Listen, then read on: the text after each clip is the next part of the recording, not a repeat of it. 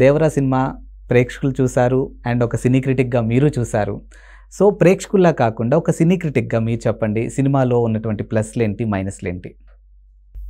సాధారణంగా నేను ఒక క్రిటిక్‌గా కాకుండా ప్రేక్షకుడిగా సినిమా చూడటానికి ట్రై చేస్తాను మ్యాక్సిమం.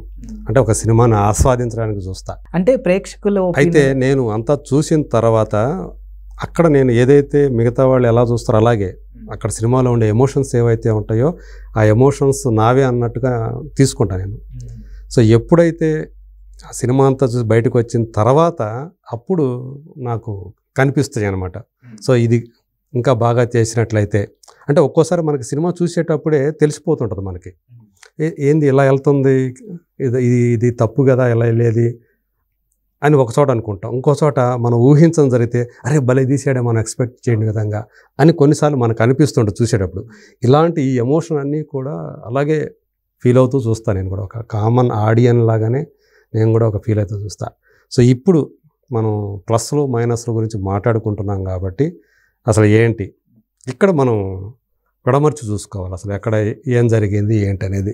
సో ఫస్ట్ మొదట పాజిటివ్ ఆన్సర్ గురించి మాట్లాడుకుంటే, సో కథపరంగా ఏదైతే చూస్తే తను ఏదైతే మొదట చెప్పాలనుకున్న పాయింట్ ఏదైతే ఉందో ఆ పాయింట్కి సంబంధించినటువంటి లింకుని ఆ పాత్రలు ఏవైతే తను ప్రేక్షకుల్లో కలిగించాడో 2 పాత్రలు, దయా యతి అనే ఇద్దరు అన్నదమ్ములు, అండర్ వరల్డ్ డాన్స్ స్మగ్లర్స్, కరడు కట్టినటువంటి ఒక స్మగ్లర్స్. సో వాళ్ళని అసలు పరిచయం చేయకపోవటం ఏదైతే ఉందో ప్రేక్షకులకి, ఆ క్యారెక్టర్లు ఎవరు చేశారు ఏంటి అనేది తెలియకుండా చేయటం అనేది ఒక మైనస్ అని చెప్పాలి. అంటే దర్శకుడు 2 పార్ట్లుగా ఈ సినిమాని అనుకున్నప్పుడు సో ఎక్కడో చోట లింకు పెట్టాలి, ఆ పాత్రల్ని పరిచయం చేయాలి. చేస్తేనే దాని యొక్క ఇంపాక్ట్ అనేది ప్రేక్షకుల్లో ఉంటుంది. సో ఏం చేయబోతున్నారు అంటే ప్రధానమైనటువంటి వాళ్ళు ఒకవేళ విలన్స్ అయితే ఆ విలన్స్కి ఇక్కడ హీరో ఎవరైతే ఉన్నారో దేవరికి లింక్ ఏంటి అనేది ఇక్కడే చూపించాలి. అసలు ఆ లింక్ ఎక్కడ కూడా లేకపోవటం అనేది ప్రధానమైన మైనస్ పాయింట్ అని చెప్పాలి. అలాగే చాలా సందర్భాల్లో అంటే కొరటాల శివ ఆచార్య సినిమాకి సంబంధించి మనకు తెలుసు స్క్రీన్ ప్లే చాలా డల్ అయిపోయింది. సో ఎక్కడైతే అంటే గ్రిప్పింగ్ స్క్రీన్ ప్లే, కథ పెద్దగా లేకపోయినప్పటికీ కూడా స్క్రీన్ ప్లే తోటి చాలా సినిమాలు హిట్ అయిన సందర్భాలు ఉన్నాయి. సో ఇక్కడికి వచ్చేటప్పటికి గతంలో తన మిర్చి లాంటి సినిమాలు చూసుకుంటే మంచి స్క్రీన్ ప్లే తోటి కథ నడిపాడు. శ్రీమంతుడిలో మంచి స్క్రీన్ ప్లే కనిపిస్తుంది.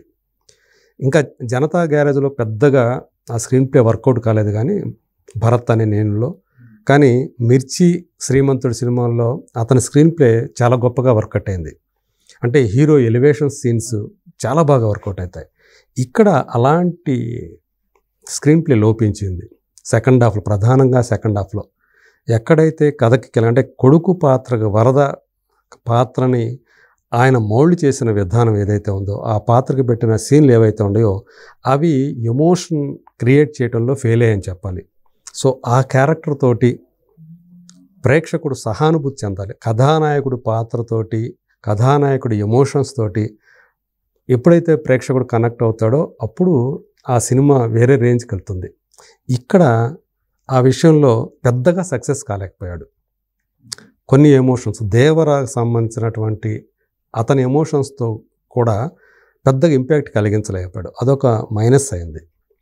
అలాగే జాన్వీ కపూర్, సో చాలా ఎక్స్పెక్టేషన్స్ ఆమె మీద ఉన్నాయి.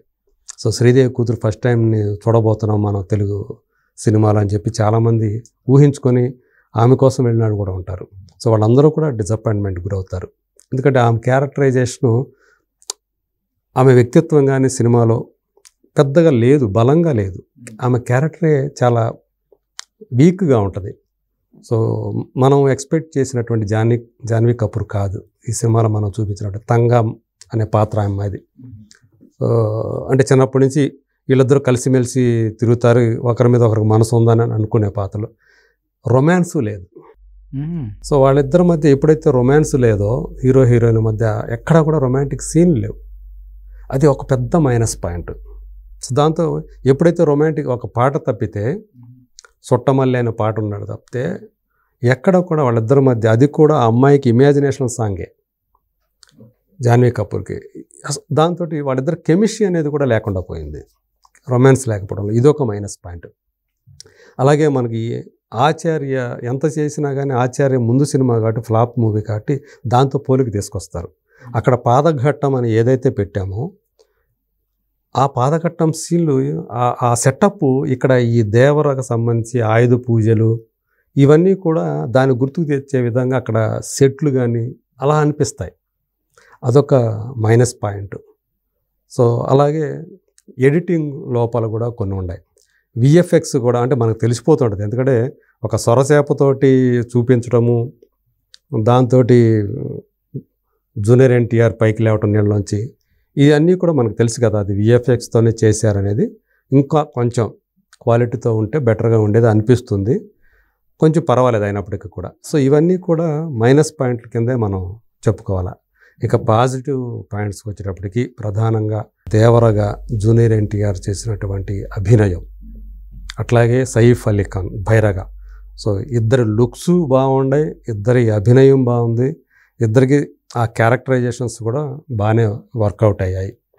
అట్లాగే ఇతను ఏదైతే సముద్రంలో ఆ కొండ అదంతా చూపించాడో, ఆ బ్యాక్గ్రౌండ్ అదంతా కూడా విజువల్గా చాలా బాగున్నాయి.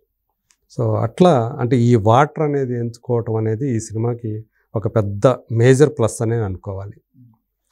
సో అట్లాగే దేవరని ఆయుధ పూజ సందర్భంగా తీసినటువంటి యాక్షన్ సీన్ కానివ్వండి, అలాగే అండర్ వాటర్ యాక్షన్ సీన్ కానివ్వండి, సో ఆ కంటైనర్ని దాడి చేసి తాము కావాల్సిన సరుకుని తీసుకునే ఆ సీన్లు ఫస్ట్ హాఫ్లో ఒకటి ఉంటుంది, సెకండ్ హాఫ్లో ఒకటి ఉంటుంది. ఈ రెండు సీన్లు కూడా చాలా బాగా వచ్చాయి.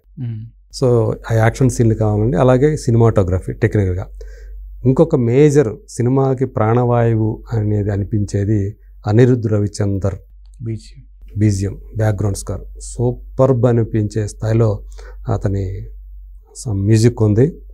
సో ఇవి ఈ సినిమాకి ప్లస్ పాయింట్స్ అని చెప్పాలి. చాటుకున్నాడు అనొచ్చా ఈ మూవీ అనిరుద్ధ్ ఖచ్చితంగా. అనిరుద్ధ్ అంటే అసలు పాటలు వచ్చినప్పుడు కొంతమంది పెద విరిచారు, కానీ సినిమా చూసిన తర్వాత సినిమాకి అనిరుద్ధ్ ఖచ్చితంగా ఒక ప్లస్ పాయింట్ అని ఎవరైనా సరే అంగీకరించక తప్పదు. సో అలా తన మార్క్ ఏంటనేది అనిరుద్ధ్ ఈ సినిమాలో చూపించాడనే చెప్పాలి. అలాగే కొన్ని చోట్ల ఇతని మార్కు ఏదైతే ఉందో, తన మొదటి సినిమాల్లో చూపించినట్టు మార్కు, తన హిట్ సినిమాలో చూపించిన మార్కు ఈ సినిమాలో కూడా కొరటాల శివ కొంతవరకు చూపించాడు. కొన్ని డైలాగ్స్ బాగా పేలాయి కూడా. సో అట్లా కొంతవరకు పాక్షికంగా అతని రైటింగ్ కూడా ఈ సినిమాకి ఒక ప్లస్ అనే చెప్పాలి. వెరాజ్ స్క్రీన్ ప్లే మాత్రమే అతని విషయంలో మైనస్ అయింది, second half screenplay. So లేకపోయినట్లయితే ఫస్ట్ ఎత్తుగడ ఏదైతే ఉందో దానికి గనక ఎక్కడో చోట థ్రెడ్ కనెక్టివిటీ ఉన్నట్లయితే సినిమా ఖచ్చితంగా ఇంకొక లెవెల్కి వెళ్ళి ఉండేది. సో అక్కడ అతను తడబడ్డాడు. సో క్లైమాక్స్ కూడా మనకి బాహుబలి ఫస్ట్ పార్ట్ ఏదైతే ఉందో దాన్ని గుర్తుకు చేయటం అనేది కూడా ఈ సినిమాకి సంబంధించి ఒక మైనస్ అనే చెప్తాను నేను.